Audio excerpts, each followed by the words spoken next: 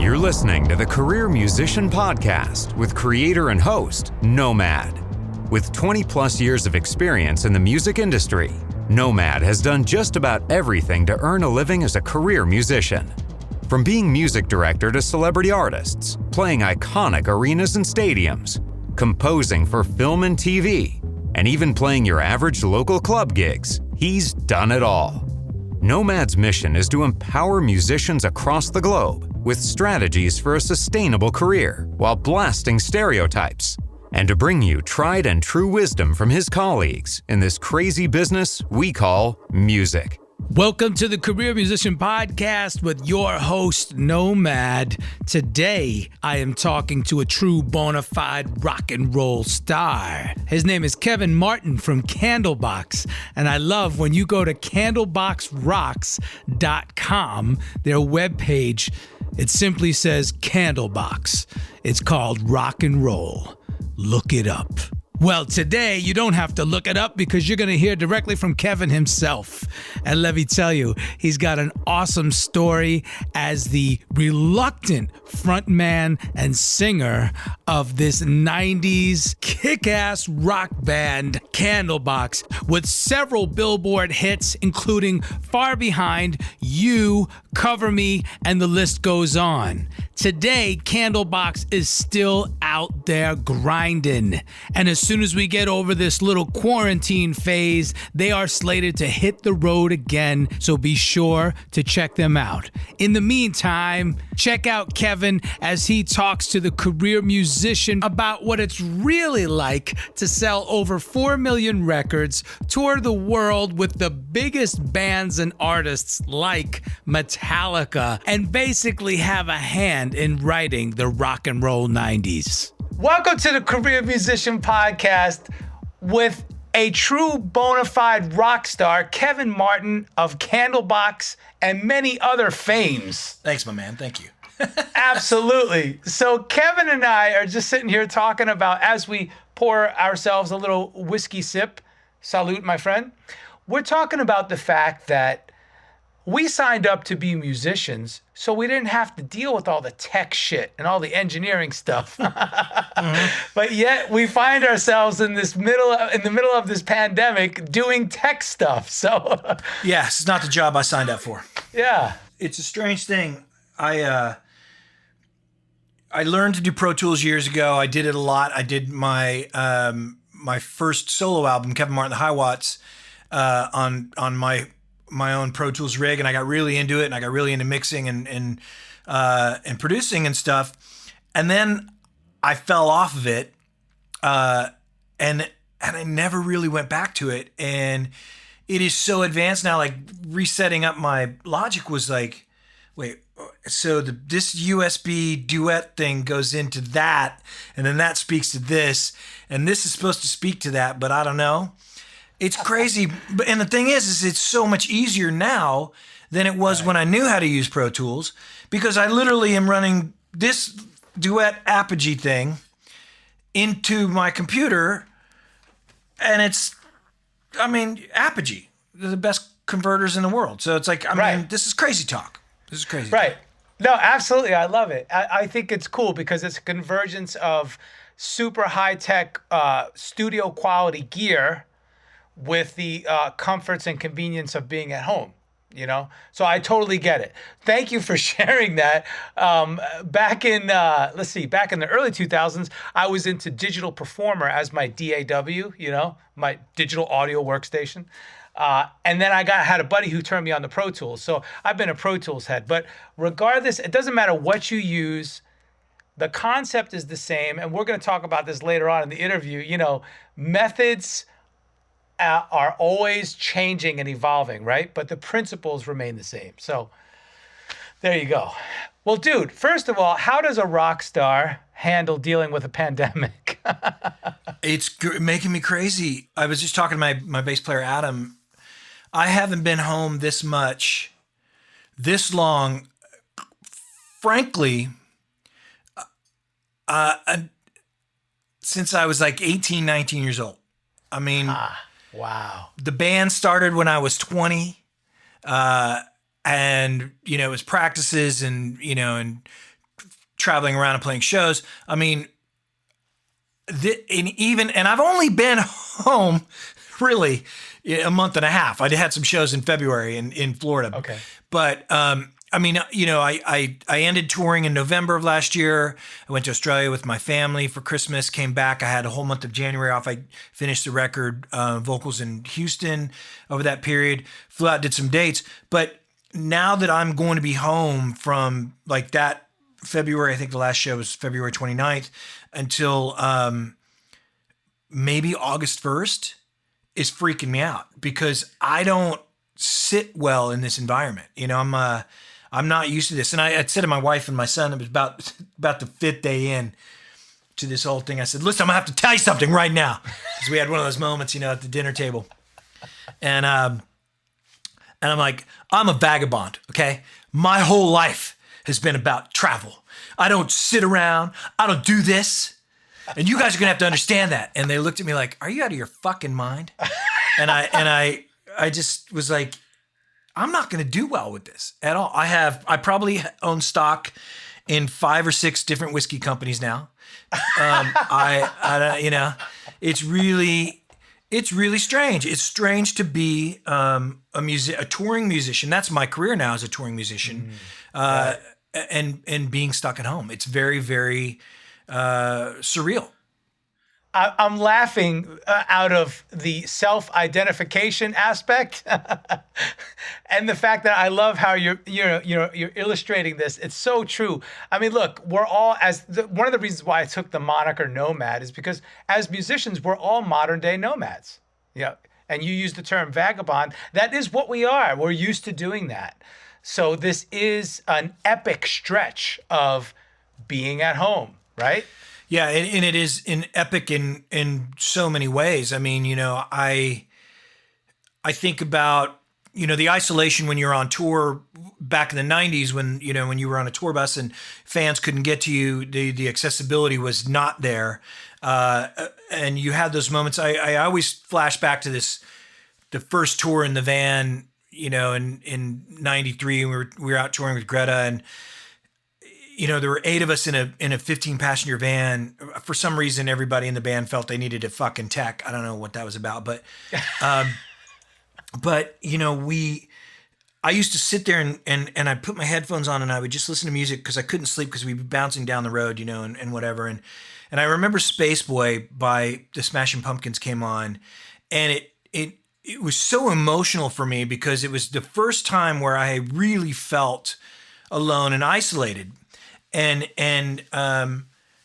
even though I was surrounded by 7 of my best friends, to be perfectly honest with you, you know, I really felt isolated, and I haven't felt that way until now. And, you know, it's just, it's a very, very strange, and I used, like I said, epic, because the fact that something like this can take me back to that moment in my life, is really, really surreal, you know. That's kind of cool, though. I like the fact that, you know, again, I know this is an isolated incident and it's truly unique, but the fact that it brought you all the way back to those memories is pretty cool. And hold on a minute. Let's talk about a 15-passenger van. Let's talk about Greta. Did you say Greta? Okay, no. So tell us about that. And then the fact that you said each band member needed their own tech. I love that. So there's so many, right there in that one phrase, you said so many things I'm just that I want to talk about. So there's a tell band. me, wherever you want to start, tell me. Describe that moment. We'd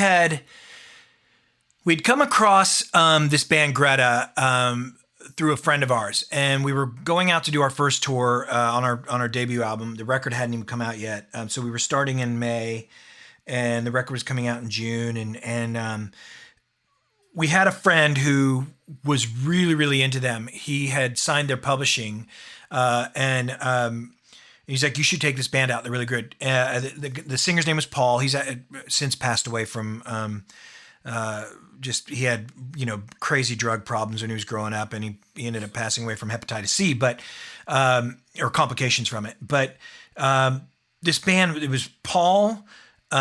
This drummer named Scott Carnegie, who still lives in Chicago, and I see him every time I go through Chicago. This bass player's name was Dan, and the guitar player's name I want to say was Grant. I can't remember his name exactly, but they were just really interesting kind of alt rock, fucked up fusion rock band. And Paul was the singer, songwriter, and he would come out in dresses, or he'd come out with lipstick smeared or makeup smeared. He was really eclectic and eccentric, and their music was amazing. And we fell in love with them, and we took them out on the road for, I think, 12 weeks. And we just had the best time with these guys. And we were in a van, they were in a van, and they had actually been touring. I think at this point, when coming out with us, they'd been out for almost 6 or 7 months by themselves.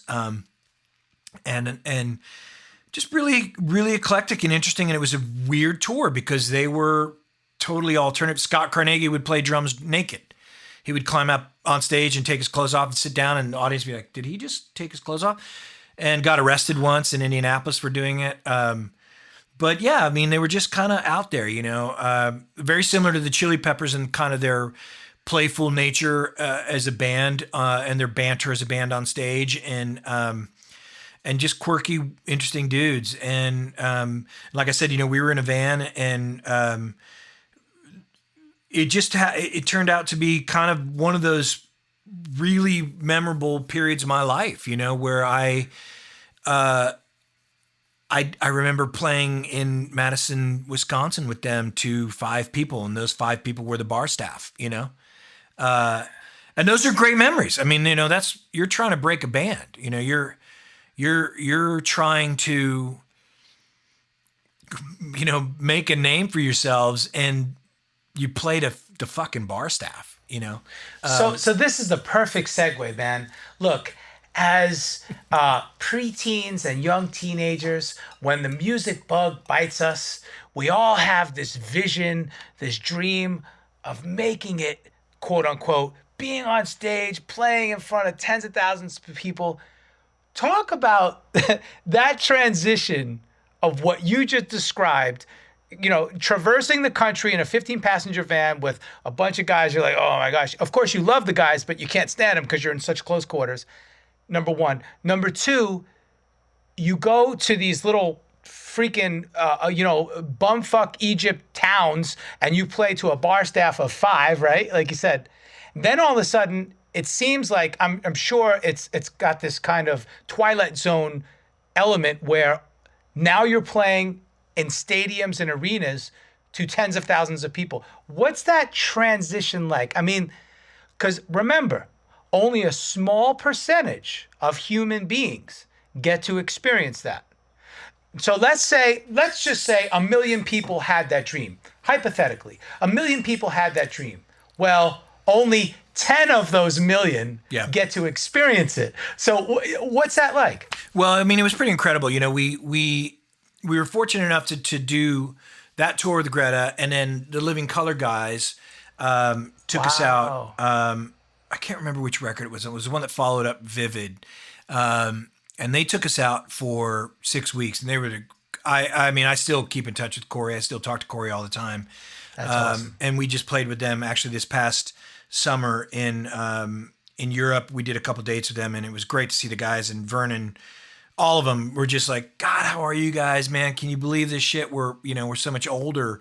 I mean, that was 1993 that we did those 8 weeks with those guys, and we're still friends. That's kind of crazy. That's awesome.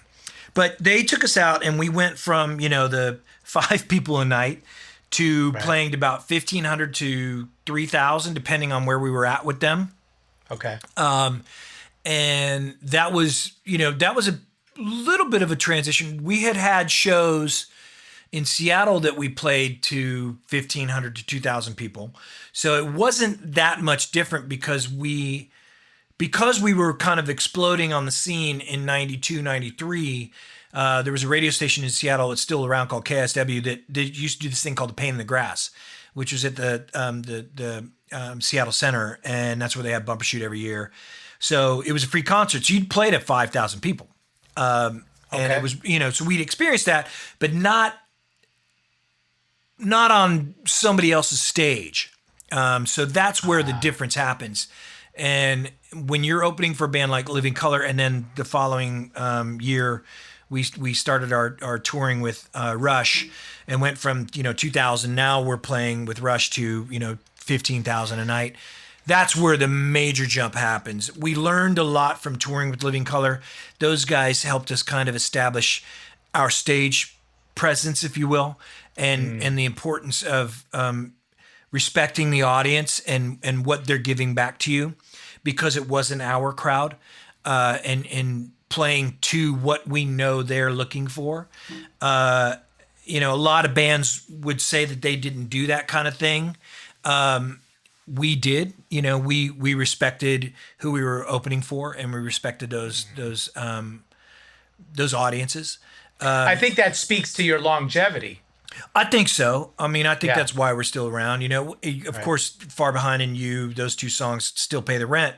But when it comes to the performance of the band, we established that a long, long time ago. And then we went out with Rush, and that was a big game changer, because those guys used to watch us every night, and they would sit and they would come to our dressing room after the show and talk to us about, hey, maybe, this song would work here. And, we like the cover song, but maybe lose it from the set because, you're really a great band and you don't need to be playing cover songs and, stuff like that. Okay.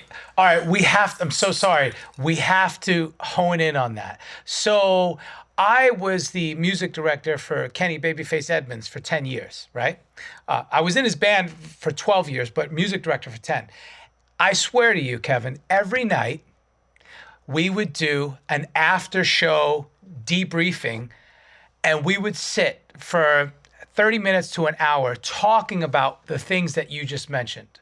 So I want people to understand, I don't care if you're a hobbyist, a music enthusiast, just a big fan, or an actual career musician. Let's talk about that, because a lot of people don't realize before and after the show, there's so much strategic elements. There's so many strategic elements that come into play. So I really think that's, pardon my French, man, that's effing cool that Rush would sit down with you on a nightly basis and talk about that. Yeah, I mean, that had pretty shocking. That had to be surreal. Oh yeah, and then and this is back when Alex was still drinking, so Getty came in one night and was like, "Hey, listen, don't let Alex come in and have any of your scotch," because we used to drink. We would get Oban 14 on our rider, but. Yeah, I mean, you get those you get those kinds of musicians who care that way, and right. It's interesting. It's a process. Yeah, and it's interesting that you mentioned that you and Babyface used to do this after the shows with the entire band. My guys didn't like that I continued that. If we had a bad show, no one came in the dressing room. The 4 of us sat around and talked, and they didn't want to talk about it. And I'm like, listen. There's reasons why we're doing this. The guys in Rush used to do this. We learned from them, and I'm not, I don't pull any punches. I'll be the first one. If I fuck up, I'll stop a song on stage. I'll be like, hey, we got to start that over. I totally screwed that up, and I'll let the audience know as well. Like I'm like, that's on me. We're gonna fix this, and I still do it. I did it in Florida, not 4 weeks ago. I love that. But I don't pull punches, and I will be like, that was fucking horseshit, and I don't ever want to hear that ever again. Right. What were you thinking? Like and Candlebox, the original band, Peter, Barty, and Scott, and myself, none of us. This should never have worked. We were not friends. I didn't know Barty. I didn't know Pete. I knew Scott vaguely from bands that he was playing in. It was the happiest accident the four of us ever had. And in that, we had to learn about one another over the course of basically fucking 1 year of being on the road. You know, it was one thing to be at home in Seattle and playing shows and then go home to our own houses, our own apartments, whatever, and then go make a record. It's another thing to be in a van for 9 months with one another when you don't really know what that person is like. And I'm OCD, man. So that first 9 months was fucking awful. But back to what I was saying is when you finish that show and you want to talk about that stuff, it's imperative that you allow one another that freedom to discuss it. And they didn't want to do it. Damn. We do it now. The band I have now, we do it. Yeah.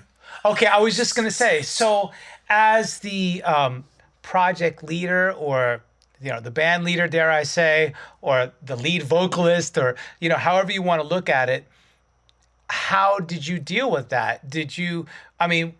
Were there screaming matches or was it like, yo, here's how I feel, this is how you feel, let's talk tomorrow, we'll come back to it, let's sleep on it? I mean, you know, what was the dynamic between you guys? It really depended on how much cocaine was involved. I mean, if Pete and Barty were lit up, then it wasn't a good conversation. Right. If they weren't, we could talk about it. This is real shit. Let's talk about that fact. I'm so glad you brought that up. A lot of times, sex, drugs, rock and roll gets totally blown over. Everybody just, oh, what? That never happened. What? But it fucking happened. It was real. It was part of life.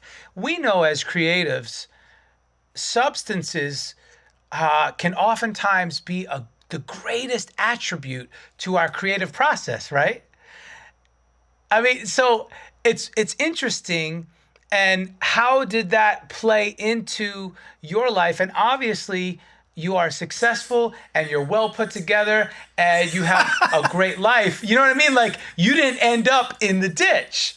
So how did you balance those things? Because it can be a challenge. Well, I wasn't doing drugs. I quit doing drugs when I was 18. So okay, for me, I should say, I never really liked cocaine. It wasn't my thing anyway. So, okay. if you had hallucinogens, I would take those all day long. I loved acid. I loved ecstasy. I love mushrooms, and I love that they're coming back in chocolate. I mean, it's the greatest thing ever. I just did those 2 nights in Florida on mushrooms. It was the greatest experience ever. But cocaine is a different beast. It's volatile. Yeah. It is the Dewey Cox story. It takes all your bad feelings and turns into great feelings. Dewey, you don't want none of this shit. And he's like, I think I want some of that cocaine. But cocaine is, if you don't know the person that you're around when they're high on drugs, and if it's cocaine, and you have no relationship with them prior to this, it's very difficult to be around that person because the reason they're doing the cocaine is they're running from something. And they're running really, really fast. And somebody else is doing it with them just to keep up with them, just to say, I did cocaine with this guy. Or in the case where it was Barty and Pete, it was just because they wanted to get high. And Barty liked doing cocaine just because it was fun. Pete really liked cocaine. Mm-hmm. And he became very defensive on it. And so that's where the fights would start. He's sober now. I think going on 20 years. But, there were moments where I just wanted to fucking kill him. And, because the cocaine was sucking all the feeling out of him. And he had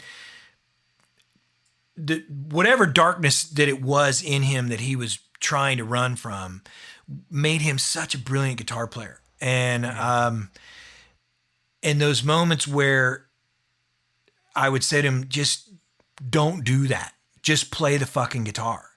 That's where the magic was. And it's really hard to tell somebody that when they don't know you and they don't trust you, even though you've just sold 4 million fucking records together.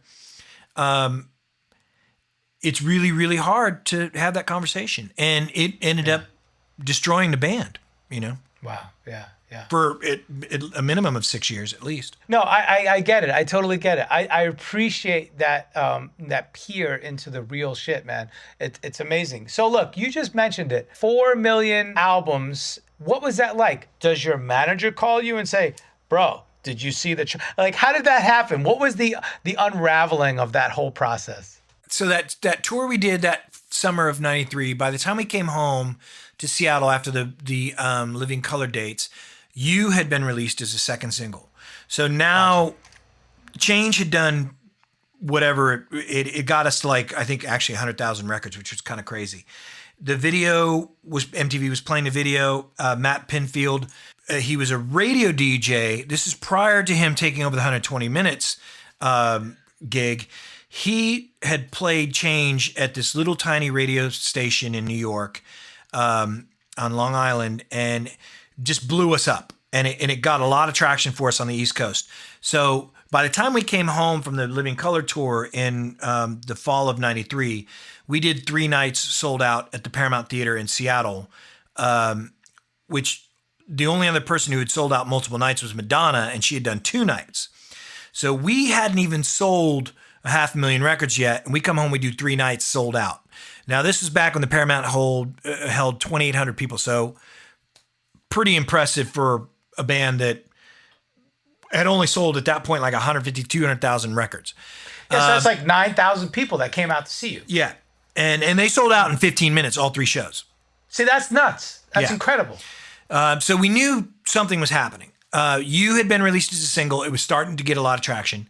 And then we start the Rush dates. By the time we get to Ohio, Cleveland, Ohio, we're playing, I want to say it's the Ogden Theater in Cleveland. This is March 22nd. I know it's March 22nd or 25th. And our Warner Brothers rep comes to our dressing room and brings us gold plaques. So now we have 500,000 records sold. And I'm kind of like, this shit's for real.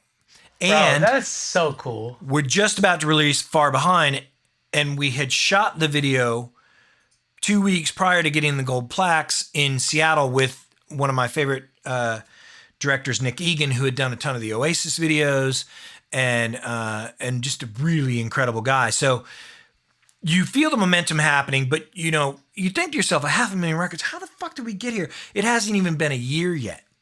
So by the time the record's been out a year, we're about to start touring with Metallica, and Madonna invites us to Maverick Records at 8000 Beverly Boulevard and gives us platinum plaques in May of 1994. So, bro, say that again. Say that again. Yeah. Madonna gave us our platinum plaques. I mean, it was her label. You know, we signed them at Maverick Records, which was Madonna's label, and she had a party for us, and so you hit 1 million, and then you go out with Metallica and you do a summer run with Metallica, and you're selling 175,000 records a week. And then you do Woodstock 94, and then you go off to Europe with Henry Rollins in September, and you do 3 weeks with Henry Rollins and the Rollins Band, and then you come back and you finish the year with the Flaming Lips and Mother Tongue for 12 weeks, and that's your first year and a half of a fucking touring rock band that's now sold 3.5 million records at that point. Okay, let's talk about that. You get home from that run that you just described. I can't type fast enough to keep up with that shit. What do you do when you get home from that run? That's when you do really stupid shit. Okay. That's where the problems start. You know, there's a lot of money, and of course now you can buy a lot of drugs. And Barty was buying a house, Pete was buying a house, Scott was buying a house. Barty was thinking about getting married. You know, nobody really wants to focus on the most important thing we have to do, which is follow up that debut album. And there's a lot of distractions, and there's also an enormous backlash for us. I remember the second night of I want to go back to the Paramount shows because this is kind of important. I don't know if you've ever heard of a band called Grunt Truck. Grunt Truck. They were a Seattle band. Super fucking great. I loved them. they, I mean, really one of my favorite bands kind of in that era. Ben, the singer, has recently passed away from leukemia, but I walk into this bar called the Frontier Room. It's on First Avenue, and it was kind of the, where you would go and you would hang out with Jerry or Lane or Mike Starr or, whatever musician at the time wasn't touring. It was kind of one of those bars. It was a dive bar. Right. And it was amazing. It was great. I mean, the vodka soda was $1.50, I think. Who doesn't love that? Exactly. So I walk in and I'm with my buddy Dave, and Dave Hillis, who's a producer now, and actually had worked as an engineer on a lot of the he was a Pearl Jam 10 engineer. He was the Alice in Chains, I think, Dirt engineer, or Facelift engineer. He worked at London Bridge Studios, and he was in a band that was opening for us at the Paramount called Sybil Vane. So Dave's like, let's go down the Frontier Room and hang out and have a cocktail. This was after the second night. So we walk in and Ben's sitting there, and Dave's like, oh my God, it's Ben from Grunt Truck. I was like, I want to meet him.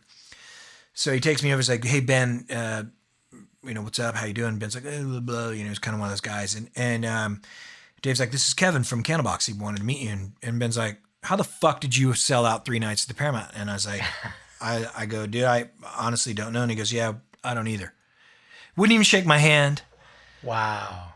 Had no desire whatsoever to have any sort of conversation with me. And that was really kind of the beginning of that relationship with Candlebox in Seattle. So when we came home in 94, really, I think the four of us were kind of like, what the fuck? Why are we even here? Nobody cares about us in this city, except our fans.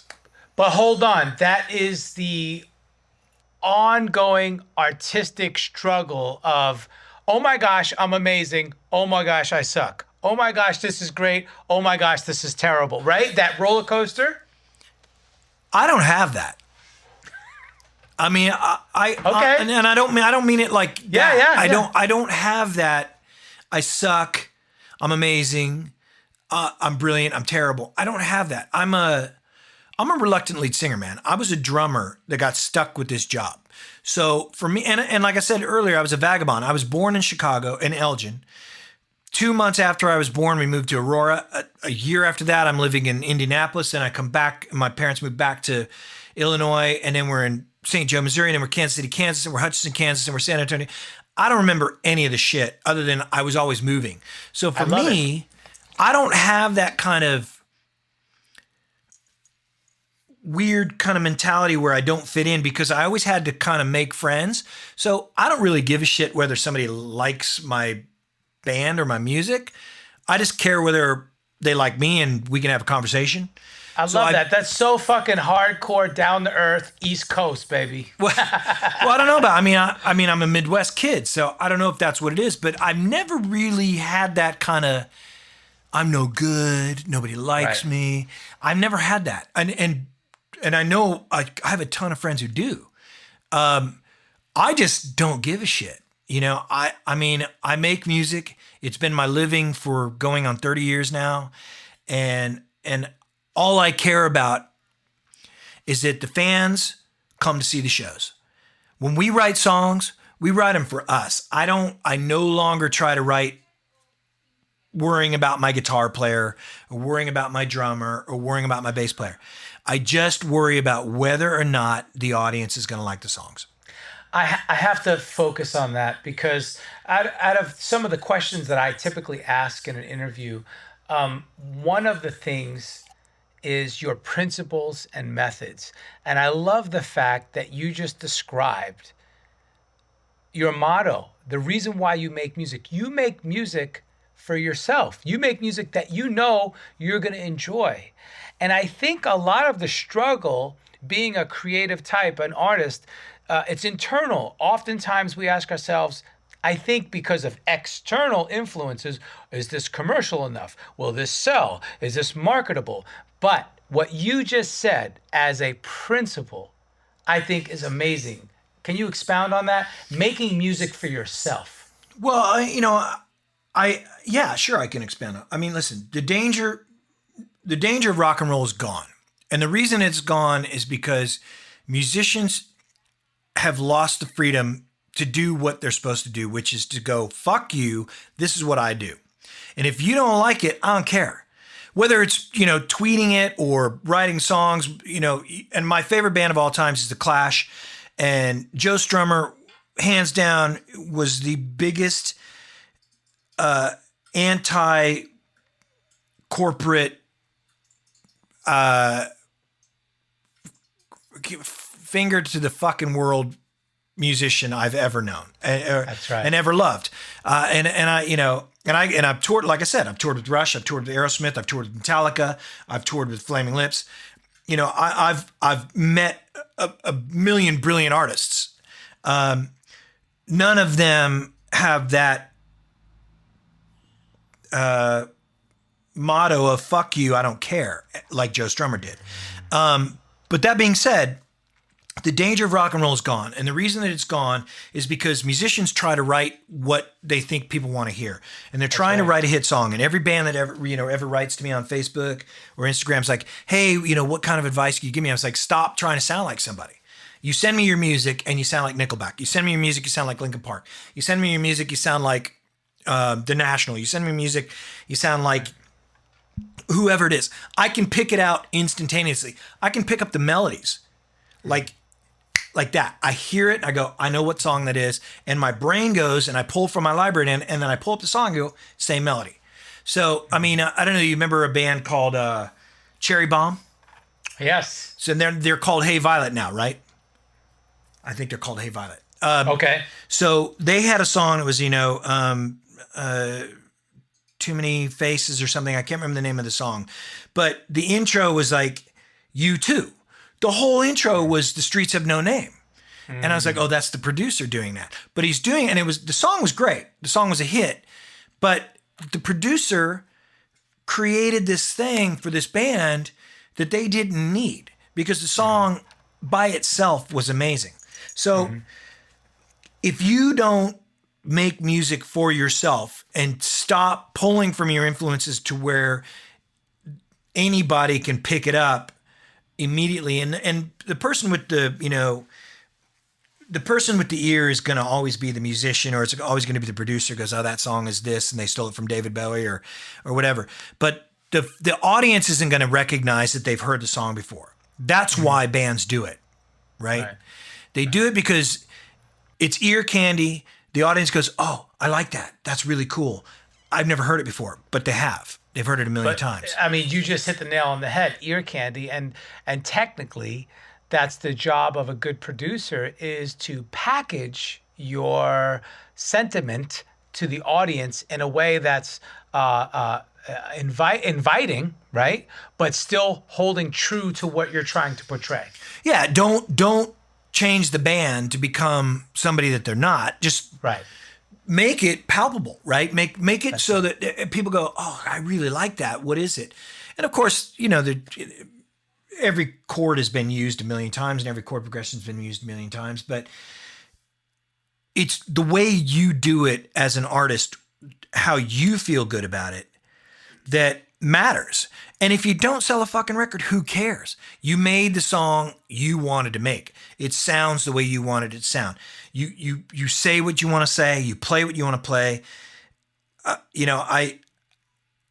I did a song on this record with a kid called Keith Longo, who's so talented.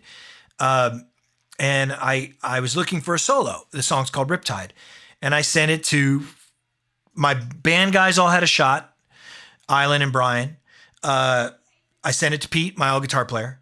I sent it to 3 other guitar players. And then I had this guy, Kevin Holland, who is in a band called Sons of Silver that we've toured with a few times. And I really, really like his playing. And Kevin had a go at it. And out of all those guys, the guy who's never played with me was the one who gave me the solo because he didn't fucking care. He played it. He heard the song and said, this is how the solo needs to go. And that's what he did. Even my own guitar player, Peter Klett, didn't give me the solo that I was looking for because and I know he's going to see this, and Pete, I love you. But he didn't hear it the way I was hearing the song. That's right. But it is the I don't give a fuck mentality. And I say that cautiously because I don't want people to go into an audition or into a session or to a gig and be like, oh, fuck this. I don't give a shit. Nothing matters. No, that's not what I'm saying. What we're saying is it doesn't have this preciousness, right? We're like, look, I'm going to show up. I'm going to do me. And they're either going to like it or they're not. But I'm still going to go home and be confident and happy with my delivery. Yeah, exactly. And that's what you have to do. You know, there's a song on this record on our new record, which, we're going to talk about eventually. Absolutely. Called Los Angeline, where the second verse, I emailed the mixer, says like, am I drunk when I'm singing the second verse? Because I sound so ridiculously passionate about what I'm singing that I feel as though I was probably hammered when I sang what I sang. And I don't remember it because I remember singing the part and going, yeah, that works. But then, and they're like, no, man, like we have 5 different takes and that's kind of, you went after it. Because I wasn't concerned about who was listening. That's what I felt. That's what I wanted to do. And that's why we're musicians. That's why music makes the world go round. That's right. All inhibitions are gone. So let me ask you this. You've been writing for years. Have you ever written a song and you say to yourself, oh man, this one's going to be the hit. This one's it. And it hasn't happened? Or, you know what I mean? Like, tell me about that. Like, because again, Far Behind, You, Change, all these songs that you say got you guys on the charts and kind of got you climbing up that ladder. Did you think, oh, guys, come on, this one's going to be it?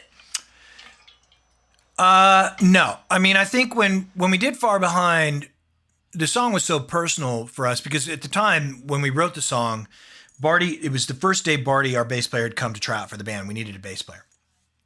And at the time, we were in Mother Love Bone's old rehearsal studio in Ballard. Because I was going to ask you about that, yeah. Well, Seattle was, there weren't a lot of places to rehearse. There were very, very few rehearsal rooms.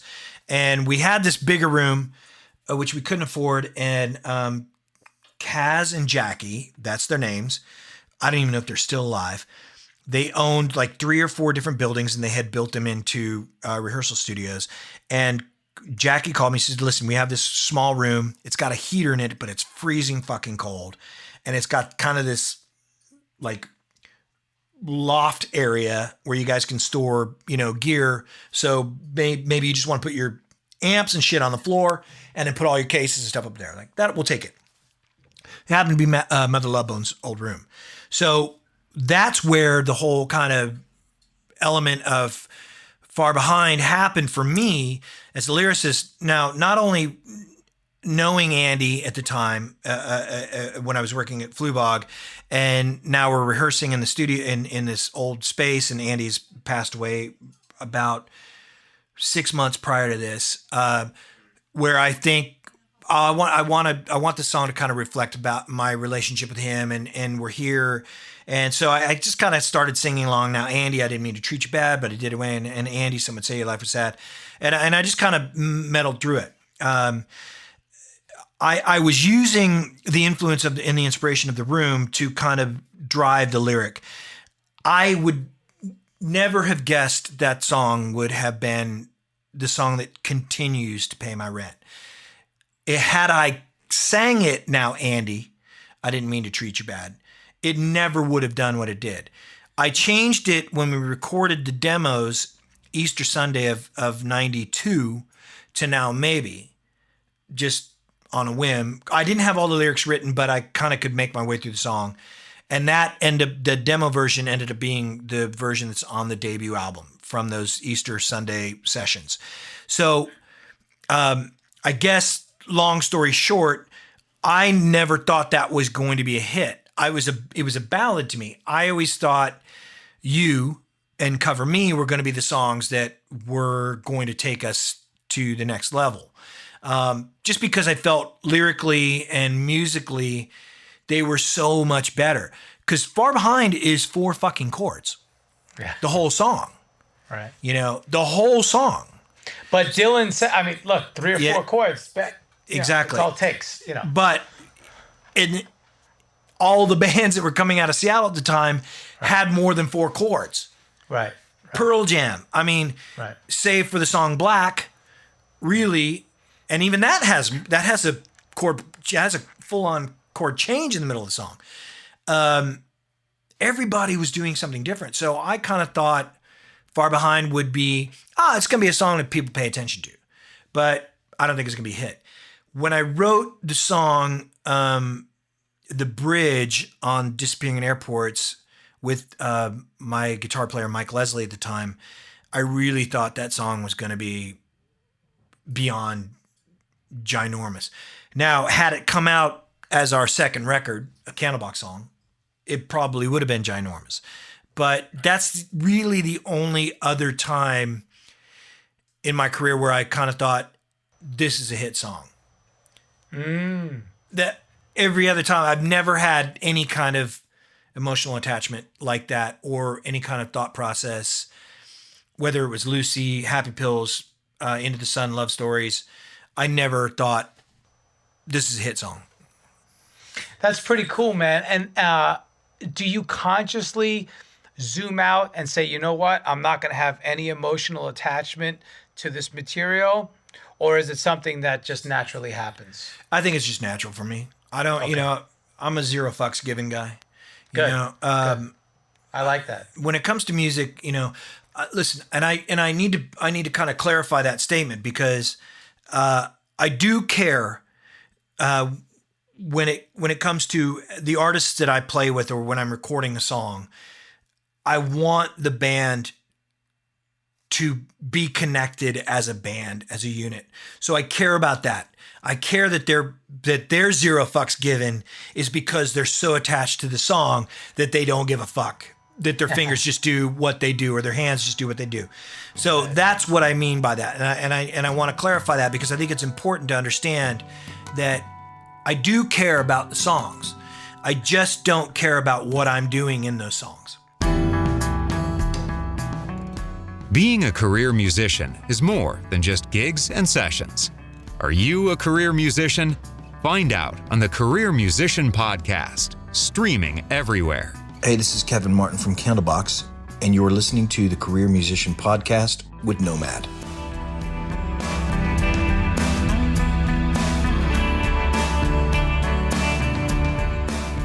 Be sure to subscribe to the Career Musician Podcast and like The Career Musician on all social platforms to stay up to date on news and topics that affect your music career.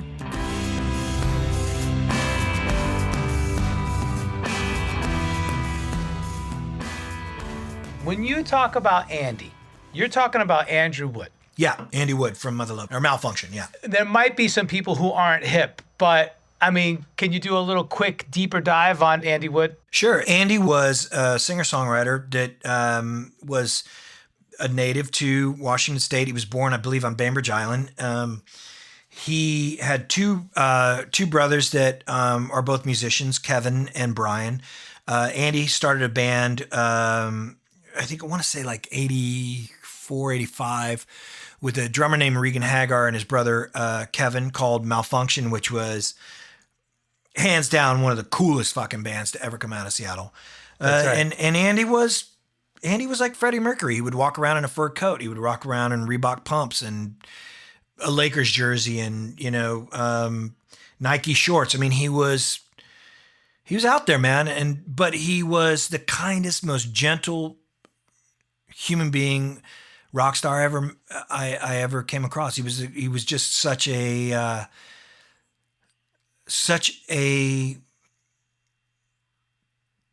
beautiful soul. Like, you know, just, hey man, how are you? What's going on? Fuck. You know, I always thought of like Malfunction and Andrew Wood as like the rock answer to George Clinton and P-Funk. Yeah. You know what I mean? That's a great example. Yeah. They both live on either side of the spectrum. Yeah. I mean, that sweet spirit. God, just a kind, you're right. He is like fucking, he's like George Clinton mixed with, what's the bass player with the fucking, it was in P-Funk. Bootsy Collins. He was like Bootsy Collins and George Clinton. Like he had this soul that was so magical, and he wrote these songs that, you know, just Andrew Wood was the biggest rock star to come out of Seattle.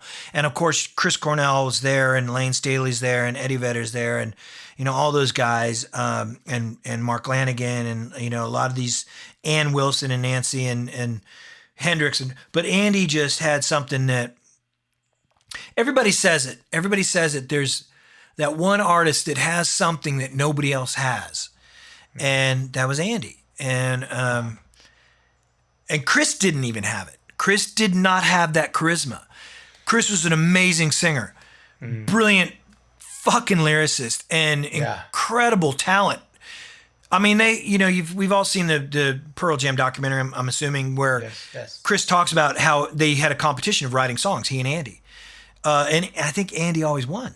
But Chris didn't have the charisma that Andy had. And Andy was Freddie Mercury, man. He was Bootsy Collins. He was George Clinton. He was David Bowie. He was that soul that just couldn't be grounded. And heroin's the only thing that grounded him. I love that, man. I love that. Wow. So look, dude, how does it feel? And again, setting all pretentiousness aside and all of these preconceived ideas and notions, you have rubbed shoulders and elbows and a lot more in touring vans and whatnot with some of the greatest artists to have had a hand in American culture, right? So when we think about the history of American music, we talk about the blues and how it evolved into the variation, the variations of gospel and blues, and then it evolved to rock and roll, and it evolved to this, and it evolved to that. And then here come the late 80s, the early 90s, the mid 90s. You are in the eye of the hurricane of this cultural experience. Phenomenon, thank you. And now you zoom out all these years, like you said, when you're hanging with Corey Glover and Vernon Reid, you guys are still homies, you guys are still tight, and you're still out there doing it. What does it feel like to have been a contributing member to this movement? And still rocking on, still going.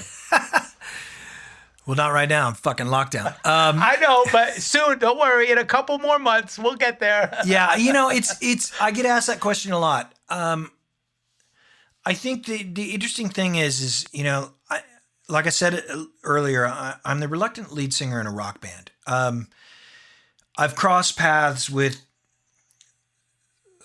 some of the most amazing musicians. I've run in the circle of great talent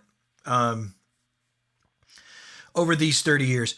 I'm having more fun now than I had in the 90s. And that's mainly because the group of guys that I'm playing with and the crew that I have that's surrounding me right now is so much salt of the earth for me. And there's so much like me. And I think that's really important. But to have been a contributing member of something that philosophically changed a lot of people's lives, metaphorically changed a lot of people's lives,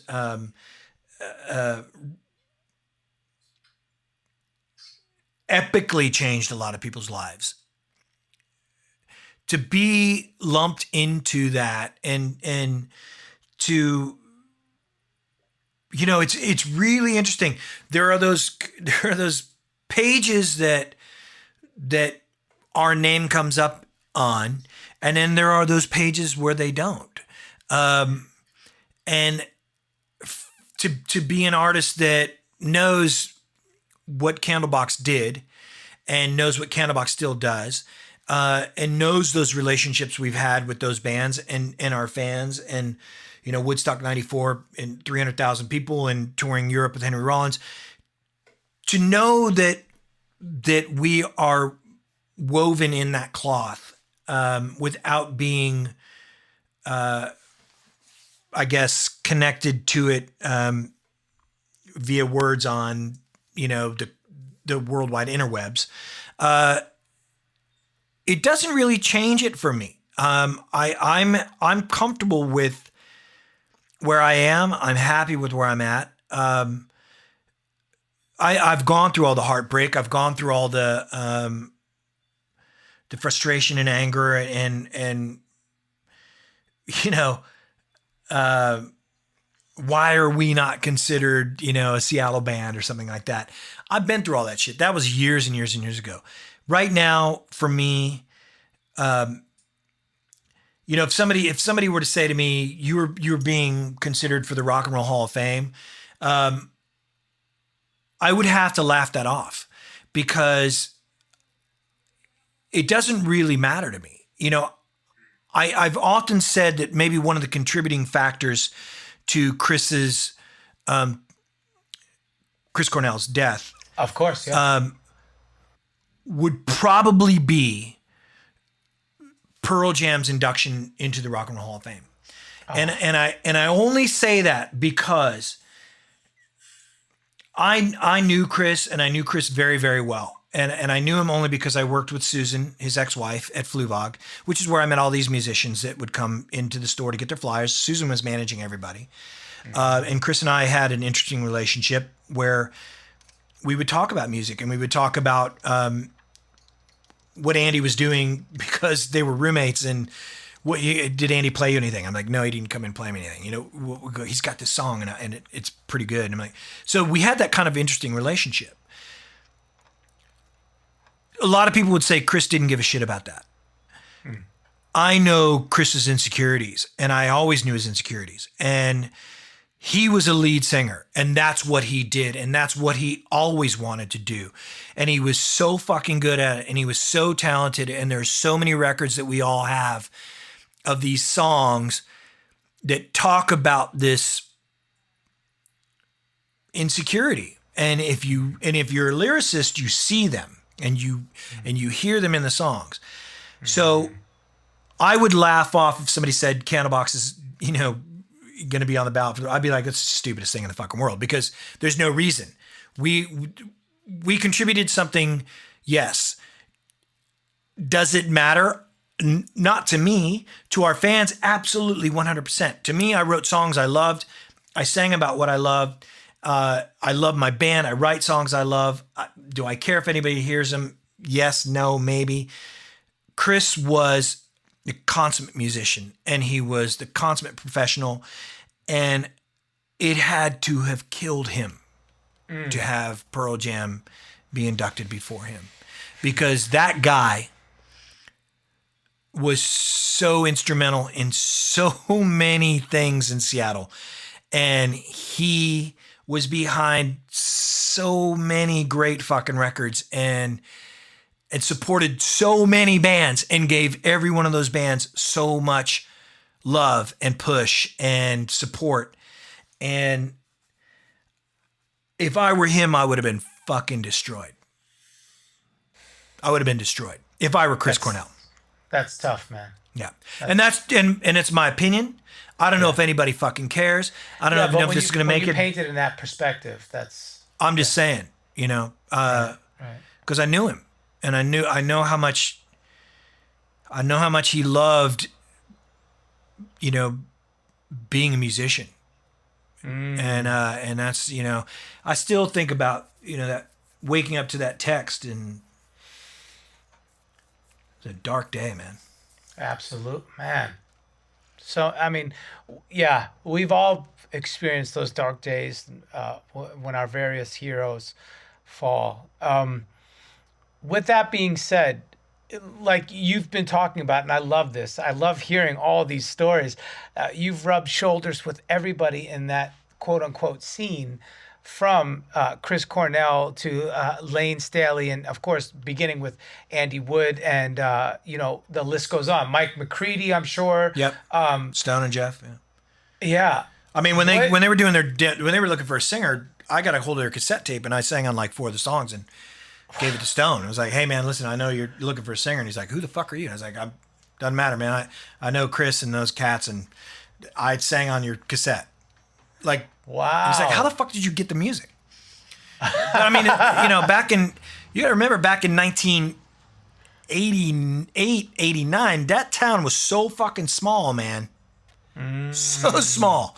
This is pre-blowing up, just before the grunge movement. Well, it was on starting. The cusp. It was starting. Right, on the cusp, yeah. Yeah. It was I mean, it was previous to singles being made, and I mean, bands were making noise. Green River was rad, Mother Love Bone was rad, and Stone and Jeff were looking for a singer. And I got a hold of the cassette tape and sang on some of the demos and gave it to Stone. I remember walking up to him at there's a where the Nordstrom used to be down on I believe it's 4th Avenue. I've lived in Seattle so long I can't remember the street, but there's like a Bon Marché or some shit there. They put a new like outdoor seating area or some shit, and I was like, hey man, I sang on these demos. I know you're looking for a singer, but yeah, I mean it goes back. So I'm sorry I keep interrupting, but yeah, I ran in that circle and I knew those guys. Yeah. No, I love that. That's so cool. All right, so I don't want to keep focusing on, what was this experience like? What were these experiences like? But I did have to mention this. Letterman 3 times? I mean... But never Leno. Okay. All right. Just to show you how much cooler the East Coast is than the fucking West Coast. See, spoken like a true, yeah, so you gave me this, but you didn't give me this, you fucking bastard. No, tell me about Letterman 3 times. Come on, that's fucking cool, it's man. Rad. Dave was great. He loved the Seattle scene. He's a lovely guy. The first time he played it, we did Far Behind, and Jimmy Johnson was one of the guests, and he just won his second Super Bowl with the Cowboys, and David came in the dressing room and he's like, man, I'm just really proud of you guys. You got 3 nights across the street, because we were doing 3 nights at the Roseland across the street at the time, and sold out. And that's when the Rangers won the Stanley Cup on the second night of our show there at Roseland. So, great memories. And Dave was a big supporter, and he loved us, and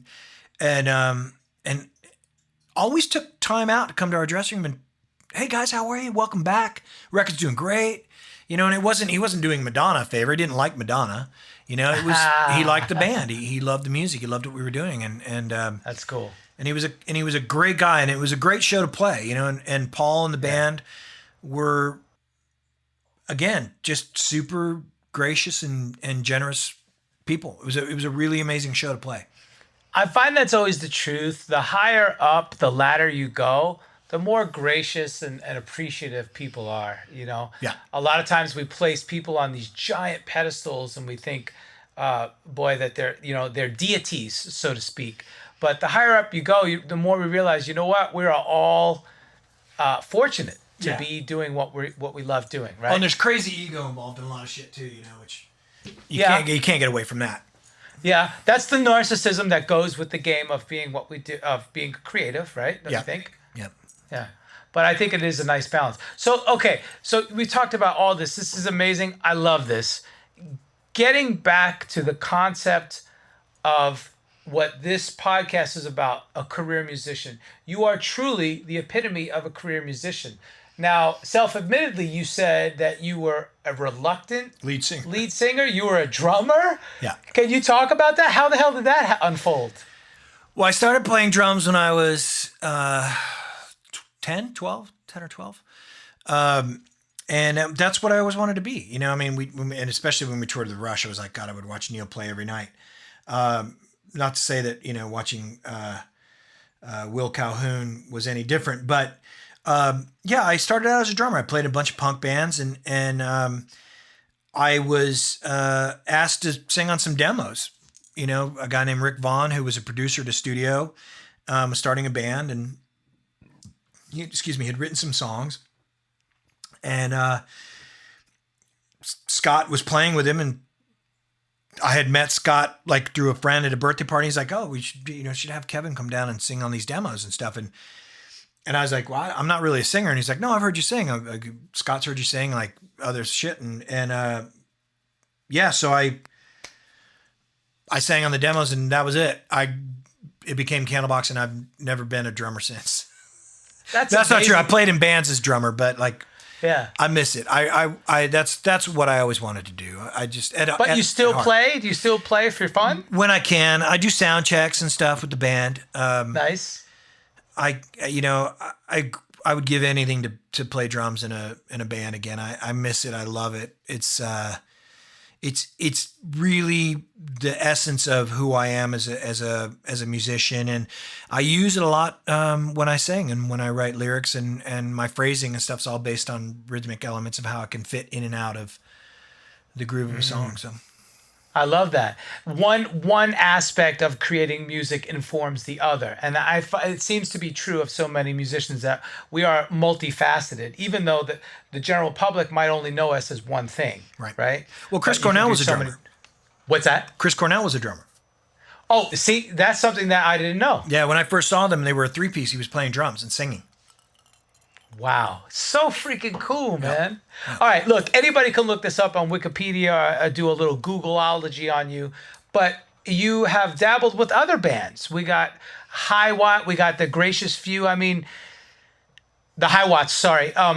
How does this unfold? Do you find like, oh boy, wait a minute, my attention is being diverted over here. How do I juggle all these things at one time? Or is it a natural evolution of, oh, for this 18 months I was on this project, and then it evolved to this, and can you talk about that, or do you share? Yeah, I mean, I think every musician kind of looks for an outlet.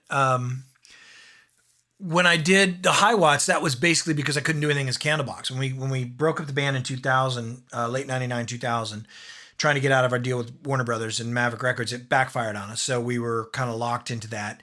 Couldn't do anything as Candlebox, so I went out and started the High Watts. I signed a deal with a record label called Gold Circle, which was started by one of the founders of Gateway Computers. I did this simple little record deal. It was, not a lot of money, but I had written, 15 or 20 songs. They were supposed to be like the fourth Candlebox record, but they weren't. So I did them with the High Watts, and I did them with my friends. I had Trace Ritter from Chalk Farm on guitar, Dean Butterworth, who was at the time playing with Ben Harper and the Innocent Criminals, on drums. Went on to Good Charlotte and Morrissey and all that sort of shit. My guitar player, Robbie Allen, Spider Aaron Allen, was playing with me on guitars. And then this bass player named Jason Later, who was in a band called First Slide. So I threw these guys in a room. I said, I got these 15 songs. Let's make them work. And we did. And we made a record. And we made it on our own and in our rehearsal studio here in Los Angeles. Gold Circle folded, gave me the masters back, and I put the record out on my own.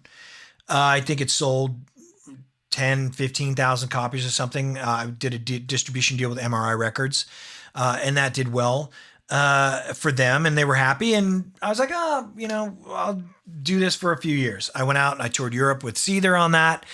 Came back, 2006 came around. Warner Brothers was done with the lawsuit. They were releasing a best of. We put the Candlebox back together. Went out and toured on that for a few years. Got bored with that because kind of the same shit started happening again that always happened in the 90s. We hadn't really grown up as young men at that point still, apparently. So I did the Gracious Few record with the guys from Live, Chad, Patrick, and Chad. And Ed was going off to do a solo record, and the guys wanted to continue on. So we did the Gracious Few, which was a blast, an absolute blast. I was also working on some stuff with my bass player, Adam, with Morgan Rose, which ended up becoming Le Projet. Morgan, of course, is the drummer for Seven Dust and an incredibly talented, brilliant musician. I was just saying Seven Dust, yeah. Great songwriter. I mean, that guy's not a drummer. He's a fucking songwriter that plays drums. Love it. And so we had that. So for me, it kind of always... I actually played drums in a little band called Stealing Venus for a while. It was like 3 girls. They wanted me to play drums for them, which was hilarious. And then this guitar player named Frankie, who was really talented. But I always just kind of, if I get bored, I look for something to spark, to spark my energy. The beauty of what I have now with Brian, Island, Adam, and Dave is that I don't look for anything because I love playing with these guys so much. So I'm not searching for anything. But at those moments in my career that we spoke about, I was looking for something different. You know, I was not happy with the band that I was playing with at the time, you know, which is a sad place to be as a musician because you really want to be where I'm at now your whole life. You know, I mean, I guess the reason the Stones are still together is because they're billionaires, but they have to like one another, you know, in some way, shape, or form. At some point, there has to be some likability here and there. Yeah. What I love the fact that if you zoom out from a business model perspective, the fact that all of your success with Candlebox has enabled you to do all of these different ventures. Yeah. And at least have some traction, so you don't have to start from the ground up, right? Well, Would you think that's fair? Or no, what do you think? no, not at all. I mean, not necessarily, not at all. I mean, the Tell us. high watts. The only reason I got the deal was because the A&R guy was my radio guy at Maverick Records. Okay. So that was a relationship thing. Sold 0 records. I mean, 15,000 records is nothing. The Gracious Few. That was a labor of love. There was no money in it. It cost us money to make that record. It cost us money to tour. We toured in a bus. We slept at RV parks, no hotels. We cooked out at those RV parks. I mean, we never used the live name or the Candlebox name with the Gracious Few. Wow. So you're toughing it out, yeah. Oh yeah, man. Like we did door deals. Like we had an agent's like, I can't get you guys more than, you know, $2,000 a night. And they were like, we'll just do a door deal. So if it's $25 to get in, and we get 100 people, that's fine. Okay. And we did. We ended up doing door deals that benefited us more because we didn't have to pay promoters fees. We didn't have to pay, you know, booking fees for the venues. So, but that $2,500 or $2,000 or $1,800 a night we were making kept that bus running, paid for the gas for that bus, bought the food at the Walmart or wherever we were stopping. And when we would park at the COA campgrounds or whatever, that's, you know, we would cook outside on a fucking grill. Like, but that was all fueled by your passion. Yes. And 100%. That's amazing. Yeah. We love, and I swear to God, Sean, Chad, Patrick, Chad, and myself, we keep threatening to put that back together because we had so much fun with that tour and that record. And those guys are incredibly talented. That's awesome.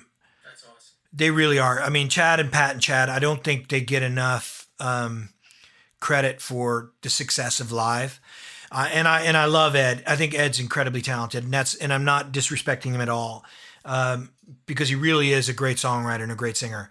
But I think people forget when you have a singer as powerful as an Ed Kowalczyk, you forget about the band that backs him up and that supports him. And I'm telling you, man, when we wrote that record's interesting because the happy songs that kind of have a really kind of bright, vibrant tinge to them, those are the West Coast writing sessions.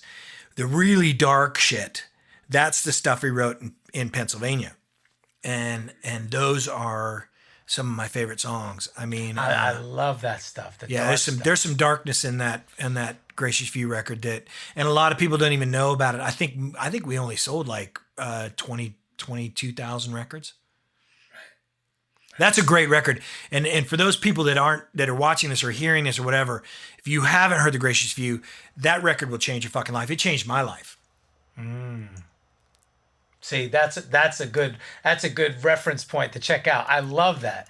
And that, again, digging deeper beyond the sheen of, hey, I'm a rock star, check out my happy song. Yeah. Let's go deep. Let's really dig down. All right. Hey, let me ask you this, because we were just talking about it. You're on tour your whole life, all these bands, all these different variations, incarnations, or permutations of whatever creative project you're working on. What kind of health and lifestyle do you adhere to, especially on the road? Because don't you think life on the road can be tough? Well, I drink way too much, but we, like I said earlier, I love my guys, my crew, and my band right now. my best friends, and we all get along so well. You know, none of us do drugs. I mean, you know, we smoke pot, or we eat edibles, or, you know, occasionally we'll take mushrooms, but we take care of ourselves. You know, I'm 51 years old. Adam's, my bass player, is 53. Dave is 55. Island's fucking an asshole at the age of like 33. Brian's 42. Okay. So, I mean, we take care of ourselves. You know, I used to cook for the band. I used to take out a crock pot and a green pan thing where I could, like, you know, saute stuff up, and chicken and stuff. But I used to cook a lot, but we don't do those long runs anymore. So I don't do that. We go out for, you know, maybe 10, 12 days at a time. So I tend to try to find the healthiest restaurant I can, you know, for lunch. Or if the venue's providing lunch, you know, we have a requested menu, which is brown rice and, you know, grilled chicken. You know, I mean, it's really kind of about staying somewhat healthy. You know, save for the amount of tequila and whiskey we drink on the road. We're pretty good guys. There's no drugs. It's balance. Yeah, I mean, balance. Nobody's doing cocaine. You know, so thank God for that. But you know, I mean, we do run across the bands that we've toured with that are still doing cocaine, which I think is, I mean, like, you're fucking 50 years old, dude. Like, are you trying to kill yourself? But crazy, you know, leave that shit for when you're a kid. You can still break stuff, you know, at the age of 52. I've broken several guitars, but yeah, I mean, it's a balance of keeping your sanity, you know. But if you have what I have, where you got guys that you love, like your brothers, the fact that we can sit up, my sound guy Carlos, front of house sound guy and tour manager Carlos, Dave Mortensen, Memphis, Tennessee as our techs, Adam on bass, Dave Cruisen on drums, or Robin, depending on whether Dave's, you know, having surgery or something. Robin Diaz. Robin Diaz, a great buddy of mine. I love Robin. Oh, he's so talented. Brian and Island. We'll sit up after a show 4:30 in the morning. That's awesome. Talking as a band. That's a rarity, man. Amen. Yeah. Yes. That is a rarity. Yeah. Wow. I feel like that, like right there, that's a great segue to the words of wisdom. And I almost feel like you answered my question of words of wisdom. It's about balance. It's about camaraderie. Yep. You know, anything else you'd want to add to that? Respect. Especially respect. Okay. Respect. Yeah, respect, man. You have to respect one another. And you have to respect your talent and your craft. You know, it's I guess if I have any regret at all, it's that I didn't know Pete and Barty and Scott well enough when we made our first record, where I could have gone and said, listen, you're out of control. And you need to come back to what we're doing here, because I know you and you're going to spin out, and this is going to hurt you in the long run. And had I had what I have now with my guys then, I think Candlebox would be in an entirely different position.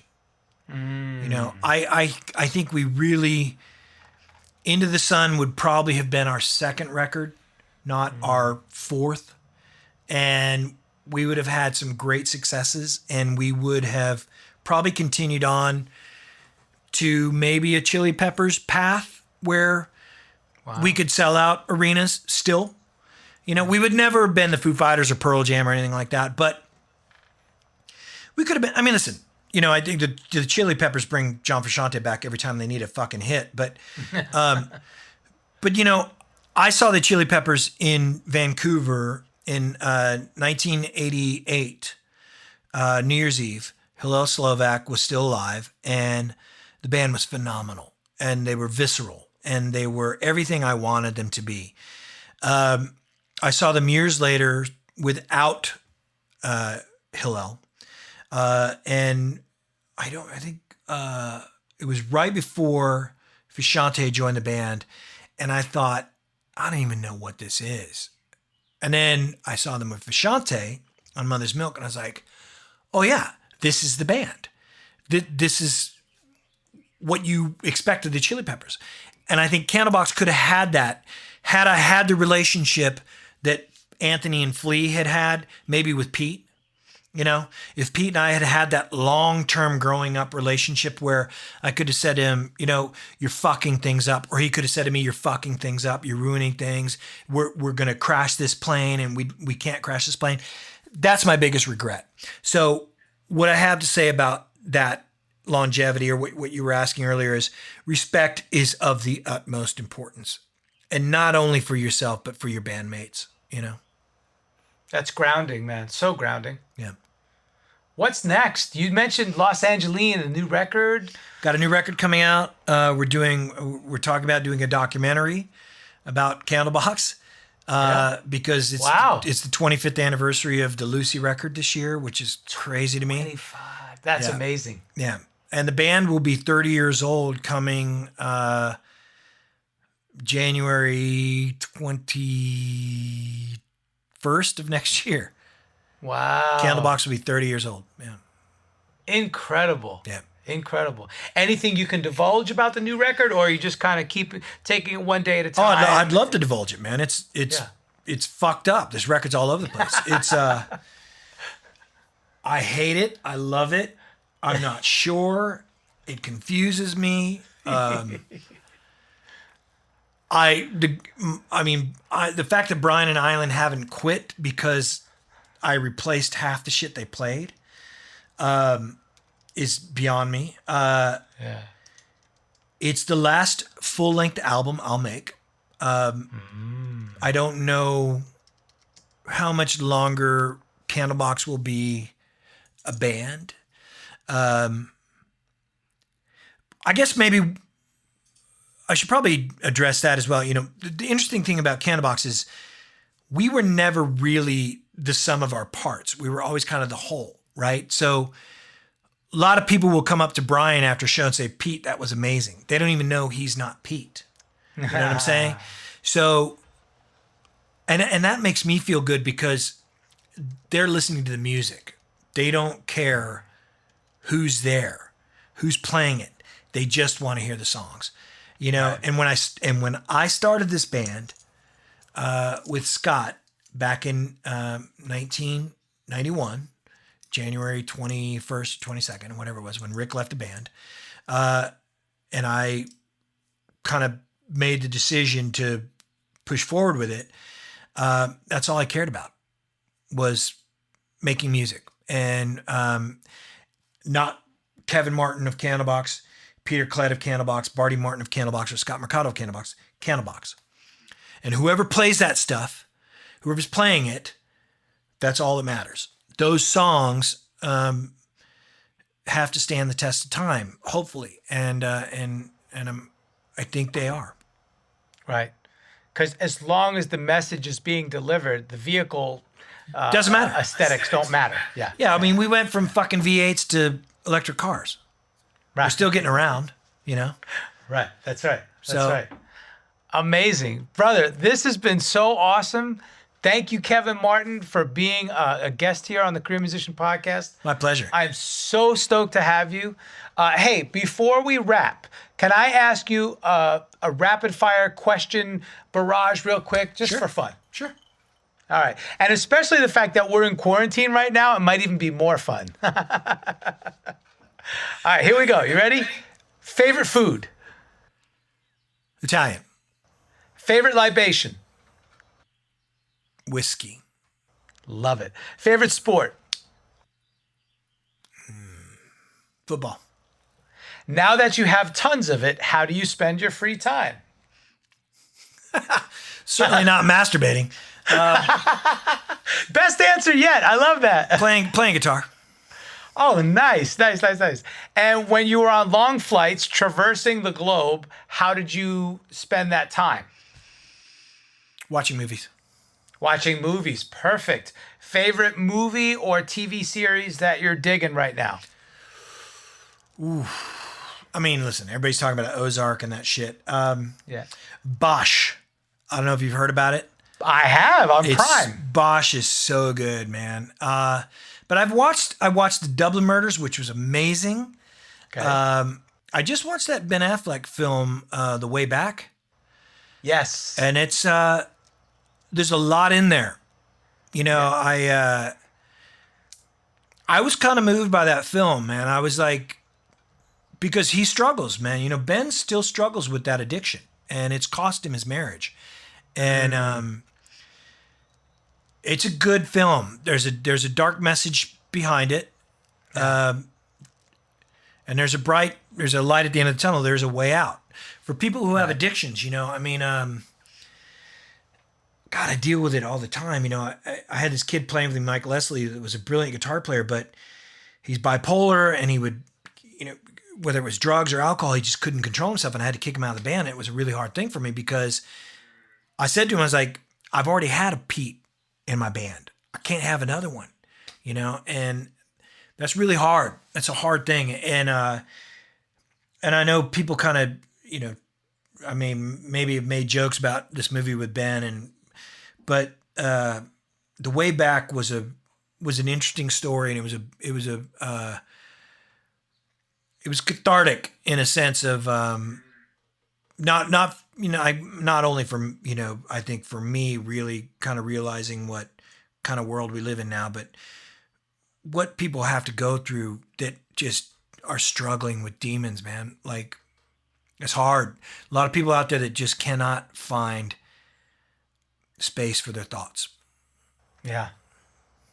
Wow. That's deep. I'm a lucky one, man. I'm a lucky one. Amen to that. Bro, okay. The last song or latest artist, band, song, whatever that you've listened to that you're not a part of, that you're not working on. So music that you've listened to just for the fun, just for the hell of it. Greg Upchurch's new song that he wrote, the drummer for Three Doors Down. Nice. He wrote it, recorded it, played every instrument. It's called Skin to Skin. And it's about what's going on right now. And Greg's a really talented musician. He actually played in the High Watts before he left to go play for Puddle of Mud. And so he was my first drummer. And then I got Dean Butterworth, which comparable musicians, you know, oddly enough. I mean, both fucking brilliant drummers. But yeah, Greg released a song, man, called Skin to Skin, which is about what we're going through as human beings. And it's great. It's a great fucking song. And he's a drummer. I mean, you know, playing guitar, playing bass, singing, playing drums. It's killer. Love it. He's the consummate musician. Love it. Yeah. All right. Shopping. This one's a tough one. Shopping online or brick and mortar. Obviously, right now in quarantine, there's no kind of shopping we could do. When you could shop, what do you prefer? You know, like I said earlier, I'm a little social, so I like to get out. I like to go out there and kind of get my hands dirty with stuff and come home with dirty fingernails. But I like it. Yeah, you know, my wife has a clothing line, and she has a store here in LA, and shipping and receiving is in behind it. So, you know, it's nice to get out and kind of get your hands dirty and grab some fabrics or, you know, do the grocery shopping and stuff. And we both cook, so I love a grocery store and I love a farmer's market. Yes. And I've started baking bread over the past couple weeks, so I'm really into that. And I'm looking for, you know, I'd like to kind of, I think when things kind of blow over, I'll find some new starters out there at some of the markets and kind of come up with some interesting breads. And I've just planted tomatoes and shit. I mean, I'm a homebody, man. Like, you know, I love it. Okay, wait. You said so much. I got to unpack this. First of all, what's the name of your wife's clothing line? Natalie Martin Collection. Natalie Martin Collection. Yeah. We can find that online? It's Instagram, online, all the bullshit, yeah. Okay, excellent. And then you mentioned that Italian food is your favorite, but is that what you also enjoy cooking the most? Yeah, well, we cook a lot of Italian, but I also do like, I do pork. I do a spicy pork. I like Cajun food a lot. Nice. So I do a lot of that. I make a mean red snapper. Nice. Yeah, you know, I mean, I like to cook a lot. When I'm home, that's what I do, you know. So, that's right. Like tonight, Natalie's cooking because I'm doing this, and we're having we make our own pizza dough. So we're doing like a spicy Italian sausage with a 4 different heirloom tomato sauce. Bro, what's your address? I'm coming over. Fuck this. And the tomatoes grow right out back, so we pull them out. So yeah, I'm Cuban Italian. I love cooking. Yeah, so it's that's great. all I do. Yeah, it's great. All right, last two. You've already collaborated with a lot of people. If you had one dream collaboration, what would it be? Dead or alive? Fuck. I know it's a stumper. I don't care if you name 3. It doesn't matter. God, that's hard, man. Joe Strummer. Joe Strummer, love it. John Bonham. Ooh, yes. And I'd love to write with Patti Smith. Ah, that's good stuff, man. I love Patti Smith. Yeah, dope. Talking about like the essence of punk and the New York scene. Yeah. Wow. I mean, it's hard. It's hard for me because I grew up on punk rock. So, yeah, like the Ramones and the Clash. Those are my favorite bands. Like, I would say, I mean, to sit with Joey and write a song would have been a fucking dream come true. But I would rather maybe write it with Marky, who was like the fucking crazy schizoid guy. Like I don't know. It's weird. That's a hard question. That's awesome. And finally, what would you do if you weren't a career musician? I wanted to be a psychiatrist. That's what I went to school for. I love reading people. That's cool. No, it's terrible. Well, no, because it's cool because so much of those skills come with your job as a lead singer. You have to, first of all, you have to learn how to read a room. Yeah, whether that's that true. room has 5 people in it or 5,000 or 50,000, you got to read that shit. True, you do. Yeah. I always wanted to be a psychiatrist. Maybe that's why I'm a lead singer. There you go. That is beautiful. I have control. That's right. Kevin, I am so grateful to have you once again, my brother. Thank you so much. The pleasure's been mine, and thanks, man.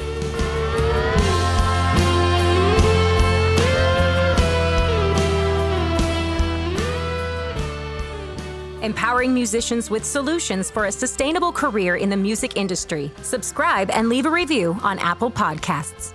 The goal of the Career Musician Podcast is to provide valuable insight aimed at supporting working musicians. Please show your support by listening, downloading, subscribing, sharing, liking, and leaving a review. Hey, this is Kevin Martin from Candlebox, and I'm a career musician.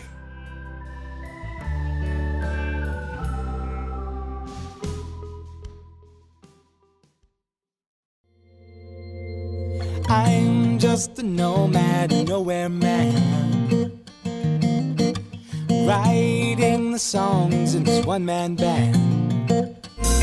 A nomad, yeah, I'm a nomad,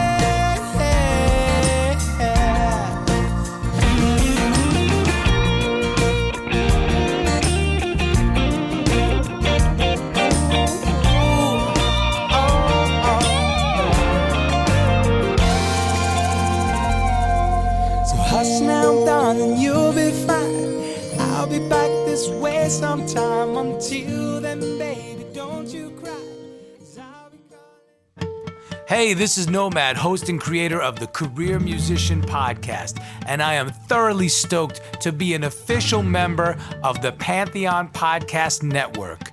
Pantheon Podcast Network is the first of its kind as an all-music-based podcast collective. Please be sure to check us out at pantheonpodcast.com for more info.